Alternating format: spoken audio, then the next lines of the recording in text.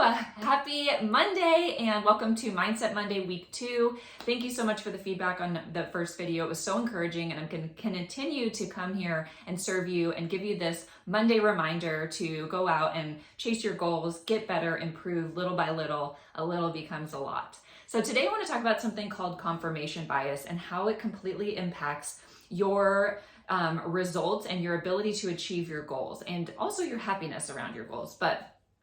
So our brains are able to process or have so much information coming in. So every second you have 11 million bits of information that your brain is getting bombarded with. But our brains can't handle all that information. So we just process about 30 to 40 bits per second. And that is a tiny percent of all of the things that are coming in. For example, just looking at this video right now, there's a bed right here, and I'm choosing to focus on those different things. But when I'm not focusing on them, they just kind of disappear, right? They're not in our conscious mind. What we choose to focus on is going to affect everything in our life. It's going to affect how we show up, what actions we take, how consistent we are at working towards our goals. It affects our beliefs and whether we think we can achieve our goals. A quick example of confirmation of this kind of bias or in how we process information is when I became pregnant with twins. Before I became pregnant with twins, I thought that it was extremely rare. I didn't notice when people had twins ever. As soon as I got pregnant with twins, I felt like I saw twins everywhere. I saw moms at the park with twins. On Instagram, I realized I was following these twin moms. It just all of a sudden brought that information that was always there to the front of my brain. And then I'm going and I'm seeking that confirmation that what's happening to me is happening to other people. So we do this with everything. And I just want to encourage you that if you have a big goal, you have the choice to redirect those conscious thoughts to the positive and how you are, and giving yourself proof that you can achieve that goal. And this is important because I want you to think about a goal you have right now. Think about the goal. Whether it's big, like maybe qualifying for the Boston Marathon or, achieving a certain $100,000 a year in your business, or maybe it's something small, like I want to eat 5 servings of vegetables a day.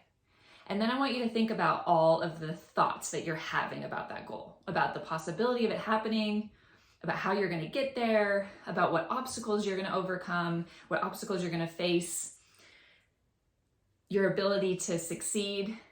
And think about those thoughts. So this could be like a journaling exercise, because those are the thoughts you're choosing to have about your goal. And if they're predominantly negative, that just means that you have a limiting belief about this particular goal. For example, my Boston goal, if you don't know my story, I have been trying to qualify for the Boston Marathon for many years, had gone through getting married, having kids in this time, getting within 26 seconds of this goal. And when I first set this goal back in 2012, I had a lot more positive thoughts about the goal. It seemed very exciting. I was looking for all of the proof that these other women were qualifying for Boston on their second or third marathons. I was looking at my past results and thinking, okay, well, I made this much progress on this marathon, so I can easily make this much progress on this marathon.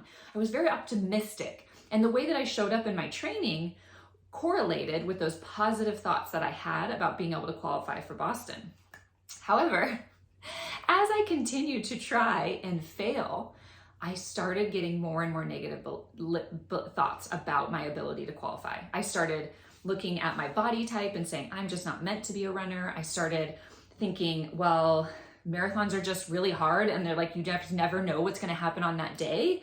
So that just provided me with a negative kind of a victim mindset about it. Who knows what's going to happen on race day? So why bother?